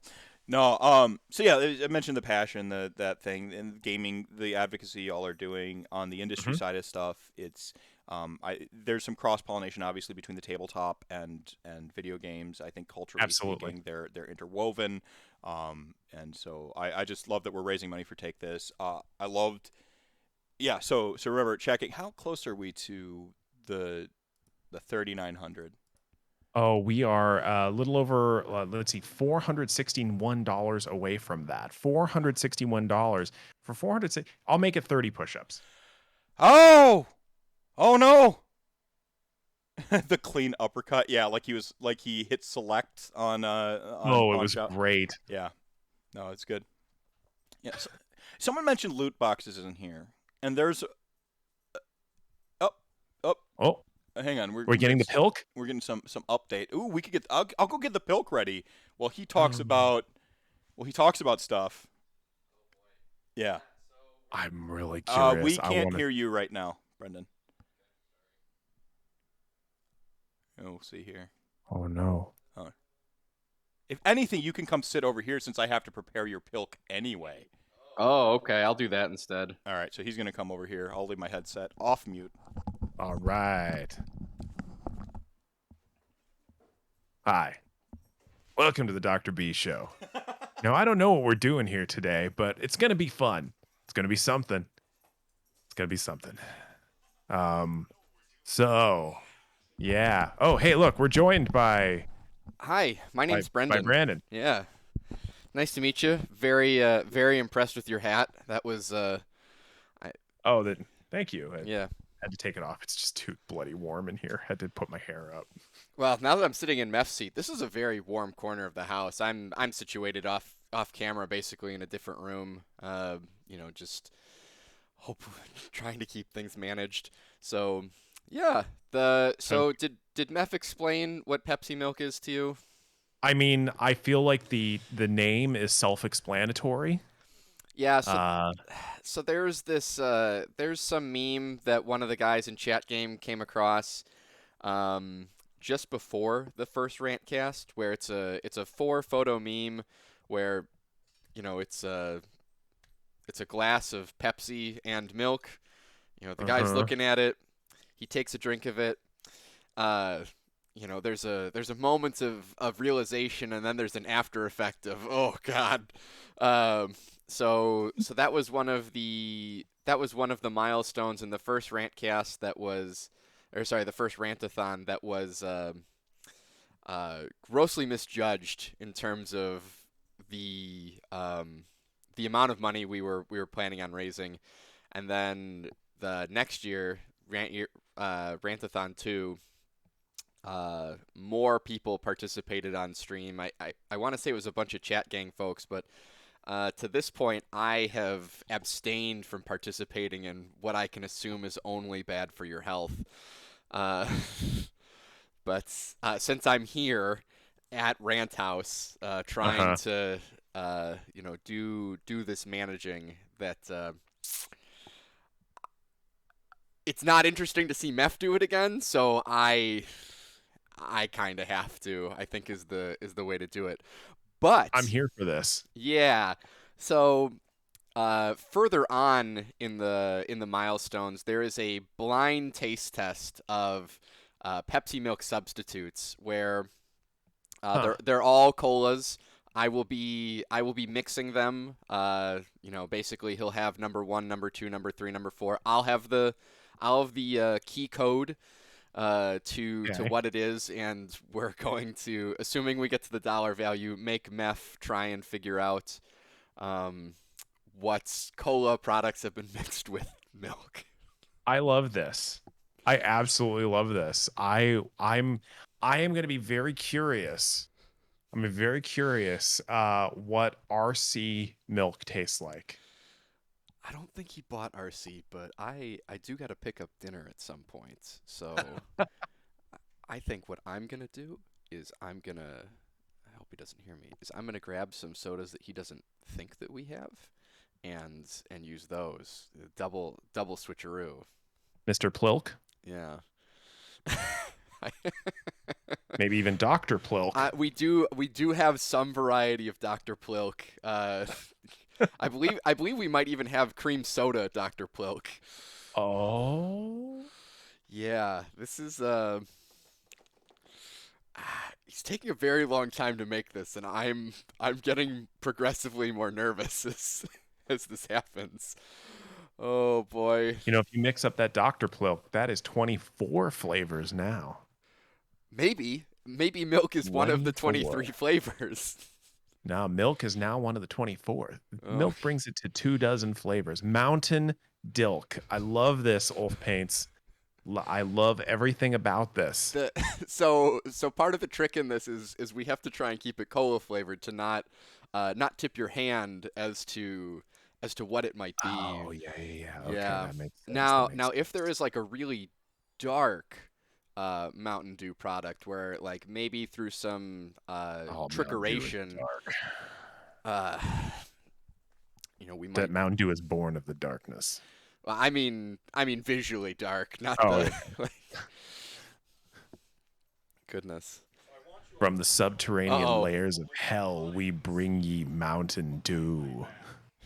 So what was that, Mev? I said, I want you to know I heard all your plotting and scheming behind my back, and RC Cola is my actual favorite. Oh no, you took your phone with you. Besmirch RC. Oh, that's not fair. Jesus, he's listening. No, it's not. So for context for everyone. Oh no, I've got a camera. Oh boy. Oh no. I'm gonna remove you from chat so we get some more screen time. Oh dear. Oh no. Back to the green room you go. All right, camera 2. Everyone can see my water cups. Oh no. Right Oh no. But it's not showing up here. But no, they see it on the stream. Okay, they see it on the stream. Oh, okay. Let's get our theme coaster here. Oh no. ABD, always be on brand. Let's get ourselves a little skull coaster there. And a Mochi barking in the background. Mochi does not support this activity. She's worried for your So health. into this. Mochi is adorable. I have a tweet of Mochi's infrastructure right now on my Twitter account. Fantastic. All right. Let me get that. Yeah, so that's a glass of milk. Half full. So do I have to drink the whole thing? I mean, I think since you're only doing one. Oh boy. The eyes on the inside of your skull do not appear until you have drank. Oh my God. I'm aging in real time is I think what's happening. We're gonna watch you wither. If I become, the Lord of Death on camera, like in reality, Yeah. I can't promise what's gonna happen in the tournament scene. Well, I've been doing a really good job recently of trying to promote good games and just playing what I'm interested in rather than trying to necessarily win tournaments. But if I'm gonna see 17 moves ahead, I don't know how I can't do this. Yeah. Oh yes. Oh, Chuck is here. Chuck is here. Fitness time. Sorry, no milk. Sorry, fitness time. Wait your turn. No. Well, I would just like to say that as a trusted mental health professional, I welcome our new lactose overlords, and I can help them find workers to toil in their underground utter caves. All right. So here we have the original Pilk image, everybody. Oh my God. Look at this. I can't look at it without laughing every single time. So he does the milk, he pours the Pepsi in. Look at how much promise, joy is in him in that third panel. Drinking, uncertain, and then he has seen some shit. That final panel, he has looked into the void and the void looked back, and he has come back with forbidden knowledge. So this is part of the reason I was able to like figure out I had ADHD, because I grew eyes on the inside of my skull and it saw my ADHD brain. What will happen to Brendan? I've had him sign a waiver. We have no idea. And the purple sun's back behind him, so it's within range. It Yeah. might kill him. Yeah, good. If we roll ones. So what am I doing whilst I go ahead and open this fine, we're totally not sponsored by Pepsi, please don't sue us, this fine cola beverage. I don't wait to the end, but since he's drinking the Pilk, you have to hold a plank while he drinks the entire... I have to hold a plank. That's on the elbows and the... You can do elbows or straight arms, whatever's more easier for you. I'm probably going to do elbows because I sense he's going to milk this one.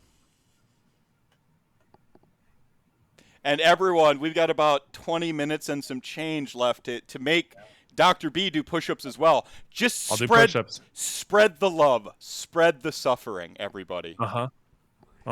For mental health. Make it a shared fate. It's for the children. Oh wait, that's a different movie. Okay, well, I'm back. So Chuck, what are the parameters of this? He has to hold a plank until I finish this glass of an abomination unto God. Yes, it's kind of it's a shared experience of hate. Okay. If you take longer to drink it, it's suffering for you, but suffering for him. So we're gonna see what kind of team you guys really are here. Oh, this is great. Well, Meph, as it's well known in my office, I'm powered on two things: ice water and hatred. Yeah. Yes. And I'm not a coffee man. I'm really not a milk man either. I'm a Coke man in terms of my soda choice. Oh, listen to that pour. You're gonna start to froth. Oh God. So as I recall, you have to stop pouring it a little ahead of time because it gets some head on it. There we go. Look at that head developing. I'm so sorry, Dr. B. You have you have stumbled onto. I don't even know what to call this. I reached out to Eve. She could have done her research. I'm gonna lay back here and watch this. I say, I've been enjoying this chat. This is great. All right, this has been so very good. But once the Pilk started coming in, I'm like, okay, I can interrupt because we're off brand. This was such a good vlog. I mean, Dr. B, kudos to you. This has been wonderful. It's been very entertaining. It's been solid in terms of donations. I really hope.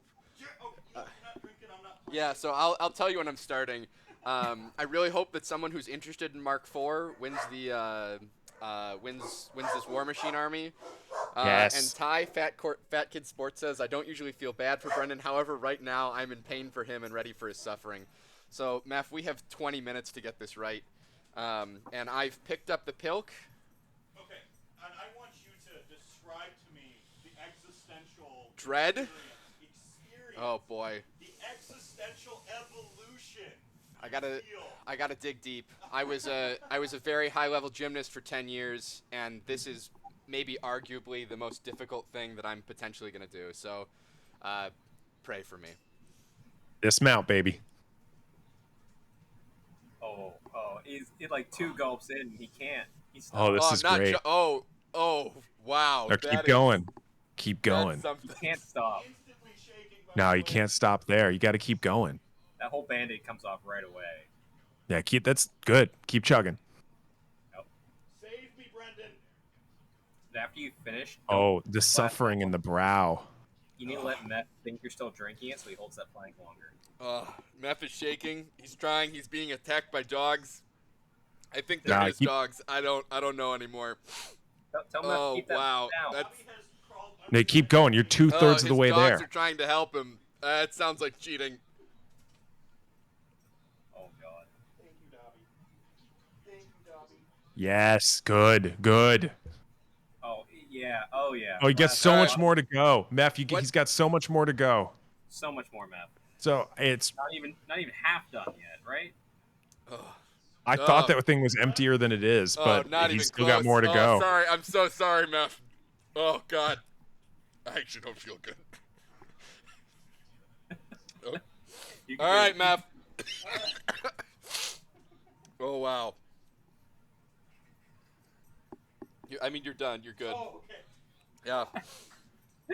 He seems strong. He had another 10 minutes in him. Oh, his form was terrible. It was. It was way up in the air. He was down I'm like dog. I'm so sorry. It's okay. I know it took me 2 minutes, but oh wow, I don't feel good. Have you seen the future? Oh, have I seen the future? And you see through time. Oh, I hope so. You see the Skaven army in your future. Oh, don't do that.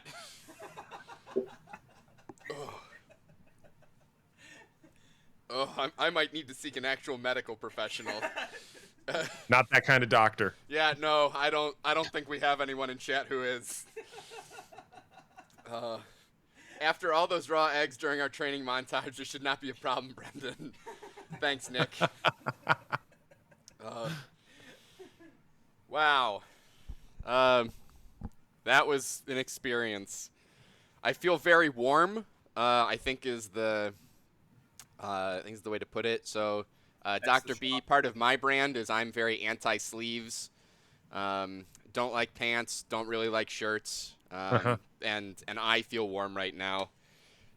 Oh, I don't want to look at that. I know it's not milk, but it's the raw. Oh God. Oh my God. My space here for proper hydration. All right, Brendan. All right. Well, we got Well done, Brendan. Well 17 done. minutes to go, folks, to make people do other horrible things. All right, I'll see you guys later on. You'll thank That's me for your amazing. forbidden knowledge just later. Oh. Wow. So we have you did that, chat gang. That's amazing. You did that. You donated for that. For more antics, for more milestones, including these continued.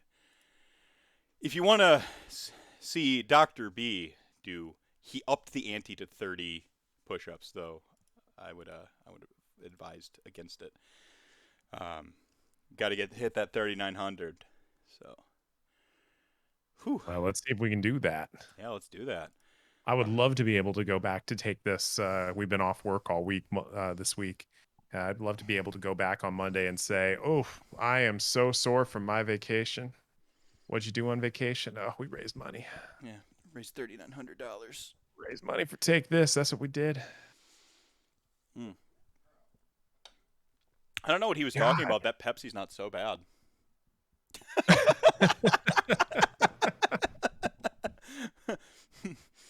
He's joining back up again. Not so bad. You are so full of garbage.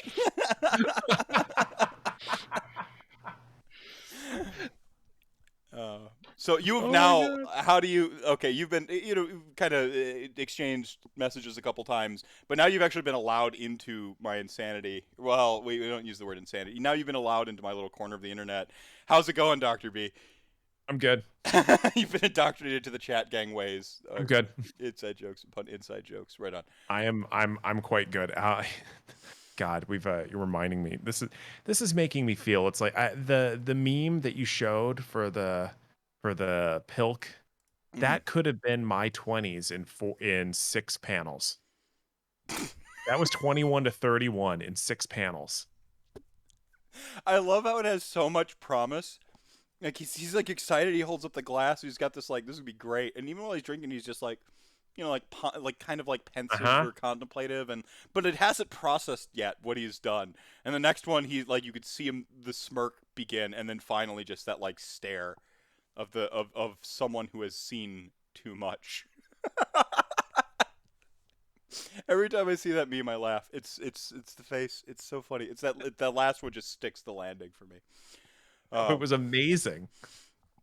It was absolutely amazing. And I love the energy that your chat has. The energy is just so cool and so enthusiastic. I love the banter. I love that they're giving me crap without, making me feel like crap. There's a lighthearted. Chat Gang's a particular breed. They technically named themselves. Actually, Okay. I didn't give the Chat Gang monitor. Every streamer's got their like sub club or whatever. The joke is that I am just an effigy. Like I am a projection of their will. I don't actually like really exist. I'm a mere manifestation of Chat Gang's will. Huh. So. Oh God, we're getting into solipsism now. Oh God. Yeah, but wouldn't that be like the anti-solipsism? No, Like, that because, you are a solipsism, manifestation of their consciousness. yeah, because solipsism is like the world revolves around me. Well, we can't be sure that anything but my own mind exists. Sure. Yeah. See, I went to college, so everyone who goes to college has like a minor in philosophy. Like we all know that, right? Oh, I don't. It's the joke. You go to college. I didn't. I went to a hippie college. I didn't even have grades. And people trust you with their clinical mental health? Yeah. Great. Actually, it was a great college. Honestly, awesome. Go Gooey Ducks. Gooey ducks, like the oyster? The clam, yes. You had a very different college experience to me. And I'm going to point out that our Latin motto there, omnia extares, means loosely, let it all hang out. And our mascot was the Gooey Duck. That feels very on the nose. This door cannot be closed, Brendan. Oh my god, dude. I'm sorry. I'll open it up again until I really need to make sure that my microphone doesn't pick you up. Okay, fair. Yeah, I can hear me immediately. But yeah, I've loved the energy that the chat has brought, and I love I was super enthusiastic when you contacted us, and we were to get to be on here talking about like minis and all sorts of cool stuff, because I do not get to talk Warmahordes that often with people. So, it's so niche, and I love it. So let's reset a little bit here. Like Warmahordes, you said you picked it because like in that casual experience. Like, is there a thing that gravitated you to Warmahordes? Is it like what's your favorite part about it? It from a game playing perspective, it was the game I always hoped 40K would be. Got it. It was more balanced. You could win with any army. It wasn't whoever spent $1,000 on the new hotness. And the fact that I can be, at least within my friend group, competitive with any army I pick, depending on how I want to assemble it, that's great. Yeah. That's absolutely wonderful. And the barrier to entry was way lower. Way lower. I can play at this point with Mark III, and I'm very excited for Mark IV. Buddy of mine at Privateer Press sent me a text message the other day saying, "Hey, dude, watch Primecast today." I'm like, "Oh, okay." And he's getting texts back from me. I'm like, "Oh my god! Oh my god!" But I can play a small game, I can play a big game, and it's just quicker. I don't have to set aside a whole flippin' day to play a 8,000 point game. Right on. And yeah, I love the aesthetics of the different characters. I love the aesthetics of the different armies. I love the lore behind some of the different armies. I love bringing in Butcher 3 and Wreck and Face, because sorry, not sorry. See, what are we sitting at here with our donos? 3450. 3450. Come on, Chat Gang. 10 minutes. I believe in the me who believes in you. Let's get to 39. Yeah. To 39. Yeah, the RNGesus hair coming out. There we go. Ty just donated $10 for Brendan's stomach pump ER trip. Thank you so much, Ty. Rob74 dropping 20 saying cricks me. Oh. It's my, who is the warcaster in the Crix army? The words I don't know. Oh, yo, the tiara. Legit. I love it. Oh, I missed the Pilk. Don't worry, someone will clip it. Row, fight the power. Indeed. Our battle cry. Wait, so have you never played Warmahordes? No, never. Oh my god. Oh, you are in for a treat if you ever try it. Apparently, I'm going to know somebody with a whole Crix army down the line here. Oh, it's so cool. Oh, it's Aspie 1. Okay. Nice. And the Witch Coven. I think I saw him in chat here earlier. Warhawk, he's kind of one of my RL friends here. He might have some Warmahordes stuff. He's like basically the enabler when it comes to minigames. Like, he's got them all, and he owns multiple armies of everything. So he's like, oh, you never played that? Oh, you can come play it. You know, with me. You can borrow my army. Just ultimate enabler. It's super easy to get into the basics of it. It's just absolutely great. And what's cool about it is that unlike, 40K or Age of Sigmar, the entire feel of your army changes depending on who you pick to lead it.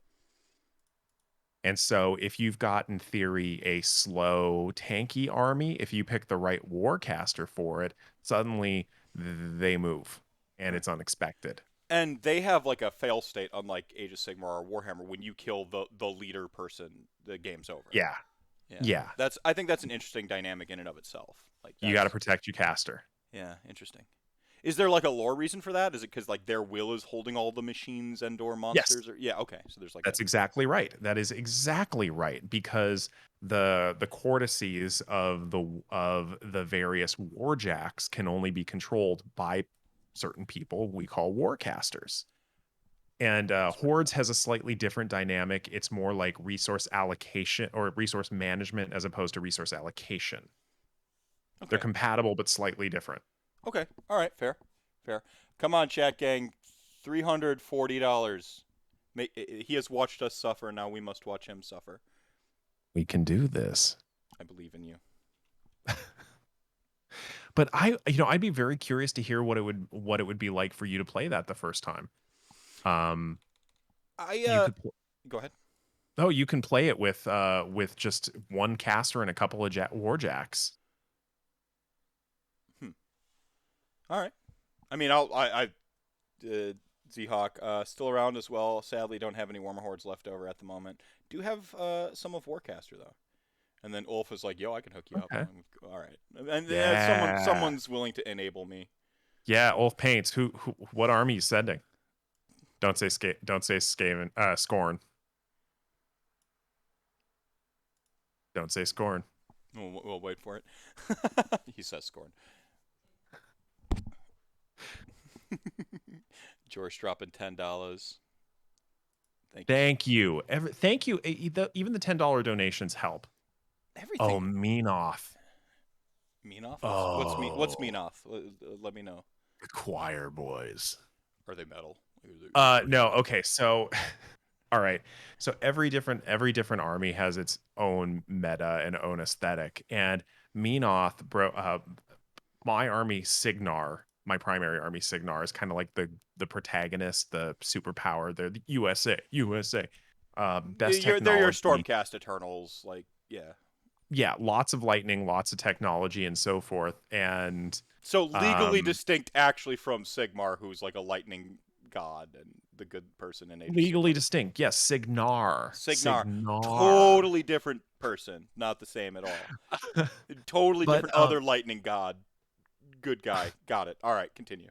But the Protectorate of Meanoff they are religious fanatics who broke away from the nation of Signar, and their whole strategy involves buffing all of their warjacks using their religious arcana, choir boys, the whole thing. And they're kind of one of the rivals of Signar, and oh, they're annoying. Yo, this knight dude is pretty sweet. There's like this huge, looks like a Reinhardt, but oh yeah, Eye of Truth. Yep. Yeah, that thing's pretty dope. That is yes. The definition of pretty heavy metal, actually. No, they can be ridiculous, and that's where my lightning comes in and zaps up all their choir boys. Fair.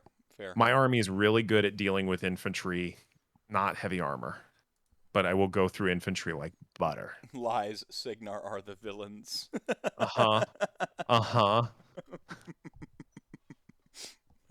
Fantastic. I love the this is like I said, like being on the I had minions for Hordes. Yeah. This is that, like I said, being on the outside a little bit and looking in and getting to hear stuff through the sort of transitive property of other people's passions. I love it. It's kind of what I, live for. Well, I will also say that my experience as a casual player. Oh, Troll Bloods are fun too. Yeah, they're great. But my experience being a casual player in the world of Warmahordes versus 40K, very different. Very different. Less stomp the newbie, more, hey, let me show you how it's done. That's the vibe in Age of Sigmar. Like, the things you keep describing, except for the barrier to entry, because AOS has a huge time component. It has. I mean, you're probably running twice the amount of models on your average army, unless you get into Beast Claw Raiders or something. But everything you described, like Age of Sigmar, is called the dad game, and dad is the euphemism. It's not a it's a state of mind. It's you're gonna like let me go like flip these burgers real quick and get back to like this. It's the beer and pretzels game. It's whereas 40K is like a little bit more of the try hardy game, right? That's I know dope people in all games, and every community has its bad apples too. But Age of Sigmar is kind of described as like the more casual, like dad game, and I love it. Or beer and pretzel game, be a little bit more inclusive language there. But it's the beer and pretzels game. It's the like when you walk into a store, you can tell you can kind of feel the vibe versus when it's a 40K store versus an Age of Sigmar store. Age of Sigmar is just like happy to have more people, and I think that has a lot to do with the sort of culture of how AOS came to exist. They like hit the button on the world that was. Warhammer Fantasy Battle went away, and you had a certain caliber of person left over where like, hey, your favorite thing, and then they just like make eye contact with you and dump it into the garbage, and and the type of personality that sticks around through change that drastic, it's a different vibe, and that foundation to the AOS community has a more sort of malleable, passionate quality to it. And so when you come into that community and you're surrounded by people who went through what I call the dark ages of AOS, and they're still here, and they're the ones teaching you to play games, and they're the ones making your content. Now we're on like this third or fourth guard of those types of content creators in our third edition, right? It gives it a different vibe. There's a what is it? Moral psychologist Haight. He has a piece about the sort of like adaptive personality and progressivism and stuff. And I bet you Haight I could go to him and be like, here's Age of Sigmar, what do you think? And like we could riff a little bit on how that deals with the like adaptive personality and stuff versus more of a reactive personality. But that's my I think about fandoms, and that's some of Dr. Coert's research, and basically the self-identification with a certain fandom and culture, that sort of enmeshment of identity is where we run into a lot of problems. Right. Like I love D&D. I love D&D. D&D is my game. D&D is my passion. Is it the only game out there? No. Does it have flaws? Sure. I see all the D&D books right here directly in the frame off the side. Oh, those? Yeah, those. Yeah. Right, those ones. Not Tiamat. No, I missed Tiamat. Sorry, or the ampersand right there on the book cover. My favorite word in the English language, by the way, is ampersand. But nice. That's the D&D. Nice. It's because it's not a proper noun, but it only means that one thing. I just find it super fascinating. You don't capitalize ampersand. It's a noun. It's referring. Oh my god. Yeah. Oh my god, that's accurate. Yeah, it's like genuflect gets close because genuflect is like the specific posture. Yes. But I grew up Catholic, I'm familiar. Yeah, you genuflect before, but it's not as specific as you can genuflect. Sorry, the word nerd. This guy majored in English lit. Who knew? Okay, well, hold on. I got a question for you. Yes. Is there a more ironic word than in English than monosyllabic? Probably not. I was on the search for that for 10 years, and then I asked this brilliant neighbor kid of mine. I was being facetious with this kid, 12 years old, and without batting an eye, he said, "What's the word that means you're afraid of long words?" And I'm just crestfallen. I'm like, hippopotamonstrosusquepidelophobia. And he's like, "Yeah, that's the one." I'm like, oh, "You're right. You are so right, kid." It's like they knew, and they had to make fun of. They had to hurt people with the word. No, I only know I legit know the word monosyllabic because of Mallrats.